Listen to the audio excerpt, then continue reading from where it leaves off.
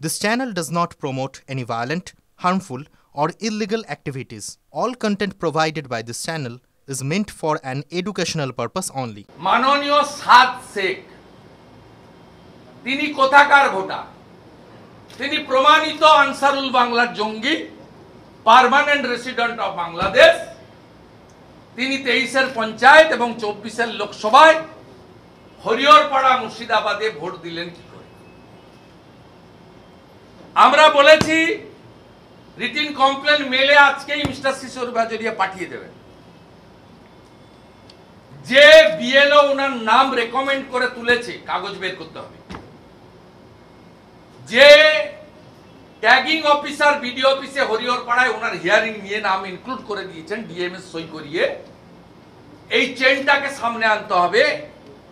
এদের বিরুদ্ধে ব্যবস্থা নিতে হবে। কনসার্নিং বিএলও হিয়ারিং যিনি করেছেন on behalf of BDO office, BDO একজন ট্যাগিং অফিসার হিয়ারিং করেন তিনি, যে বিডিও ফাইনাল করেছেন, যে ডিস্ট্রিক্ট ইলেকটোরাল রেজিস্ট্রেশন অফিসার অর্থাৎ ডিস্ট্রিক্ট ম্যাজিস্ট্রেট, তার নাম সাদ শেখের তুলেছেন, যিনি নিজে বলেছেন আমার এপিক আছে, আধার আছে, আমি দুবার ভোট দিয়েছি।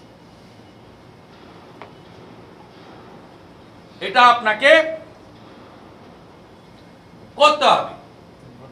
আর একটা ইন জেনারেল দাবি আমি করেছি যে পশ্চিমবঙ্গে ভুতুড়ে ভোট তুলেছে তৃণমূল কংগ্রেস।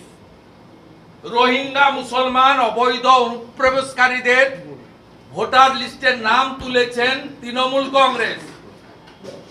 9টা বর্ডার জেলাতে অবৈধ ভুয়া ভোটারের নাম তুলেছে তৃণমূল কংগ্রেস। তাই আধার এবং এপিক লিংক করে রেশন দোকানের মতো বায়োমেট্রিক মেশিন দিয়ে পশ্চিম বাংলার নির্বাচন করতে হবে। এটা জনগণের দাবি।